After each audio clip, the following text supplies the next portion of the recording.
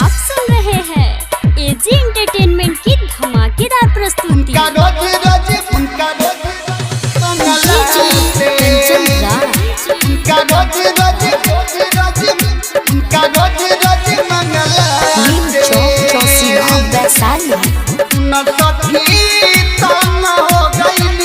Mix by AG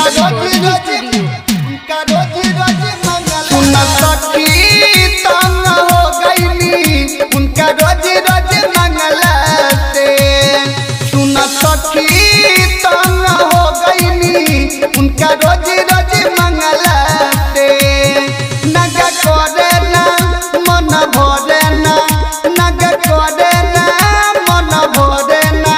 निहुराई दिल पलंगा पे सुन सखी तंग हो गईनी उनका रोज रोज मंगलाते सुन सखी तंग हो गईनी उनका रोज रोज मंगलाते उनका रोज मंगलाते उनका रोज रोज रिकॉर्डिंग स्टूडियो। उनका रोज रोज मंगलाते सुन सखी तंग हो गईनी उनका रोज रोज हरदमी से धके खीसे तीनू बेरा हो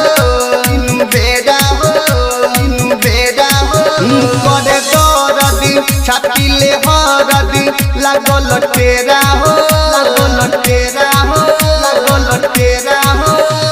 हंसय करी भइल मइली ओकरा धंगला से हाँ धंगला से ए सखी धंगला से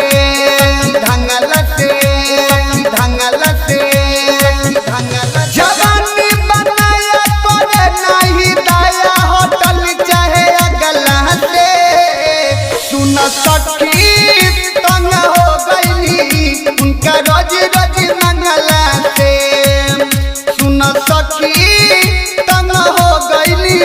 उनका रोज रोज मंगला से उनका रोज मंगला से उनका रोज मंगला से सुन सखी तंग हो गईनी उनका रोज करे गजन हमारी साजन दुख देता काफी हो खाके दवाई देला रोवाई बाबड़ी पापी हो हाँ बिजसु में सी करवले शादी पगला से हाँ पगला से ए सखी पगला से